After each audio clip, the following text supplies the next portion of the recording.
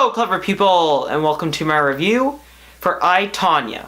So I, Tonya stars Margot Robbie, Sebastian Stan, and Allison Janney, and it is directed by the guy, I believe it's Craig, Gillespie or something like that, who also directed Lars and the Real Girl, and it follows the true story of Tonya Harding, who was a professional skater who supposedly had involvement in the breaking of her opponent's leg, which disabled them from competing and skating, I believe. And it follows basically her basically throughout her entire life, from when she was a little kid and having to deal with the verbal abuse that came from her mom, leading up to when she is an adult and how she has to deal with how significant she is and how much trouble she gets in.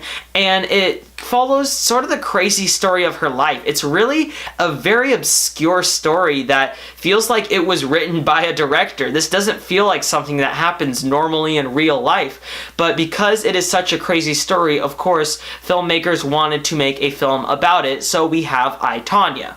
And this was a film I was quite excited for. The trailers were very entertaining, but the reason I was so excited was because of all the Oscar buzz it is getting. Currently, I believe it was nominated for Best Editing. It was nominated for Best Supporting Actress for Allison Janney, who is currently the frontrunner for winning. And I believe it was nominated for a few other smaller categories, but I was excited basically just purely off that fact alone, the fact that it was such a big contender in the Oscar season. And I was kind of disappointed by I, Tonya.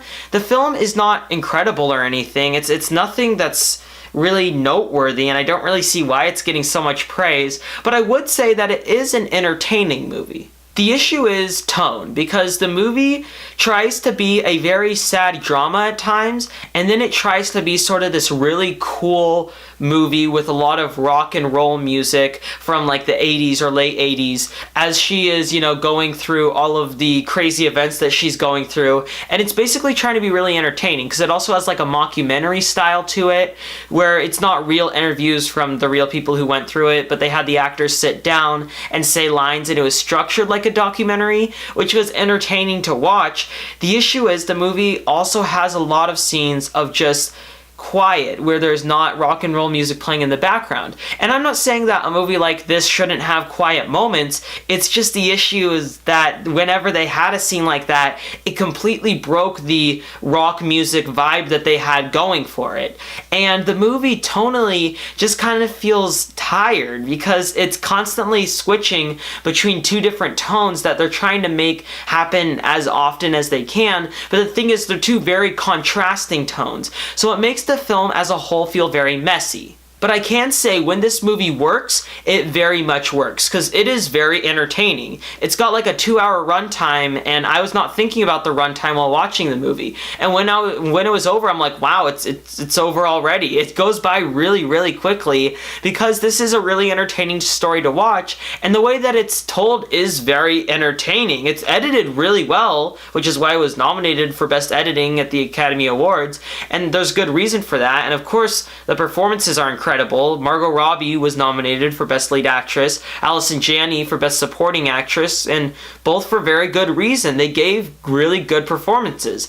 It does kind of make me angry, though, that Allison Janney will probably win Best Supporting Actress, because I really do think that Laurie Metcalf was 100 times better in Lady Bird, because Allison Janney is playing a stereotype and a caricature, but it's intentionally done that way. She's just a really mean mom. She says the F word in front of like 4-year-olds.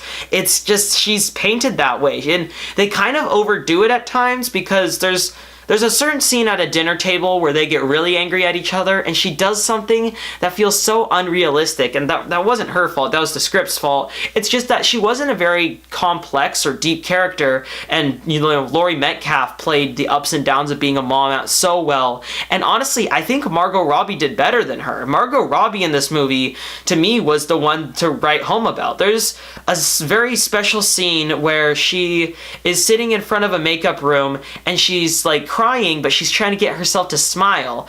And it sort of continues out when she goes, when she starts tying up her shoes and when she goes out into the skating rink. And it's really powerful. It's incredible acting. And I'm really sad that Allison Janney's performance is sort of overpowering her, because Margot Robbie gave a performance best career here. It was incredible what she was able to do. So in the end, I, Tonya is a movie populated with great performances, and it does have some really good editing, but it just struggles in the long run with tone. I will give I, Tonya a 6.75 out of 10. Alright, that concludes my review for I, Tonya. What are your thoughts on this film? Or what do you think of Margot Robbie as an actress? Comment in the comment section below and let me know. I'm Robert Burke, and this has been The Clever Critics. Goodbye.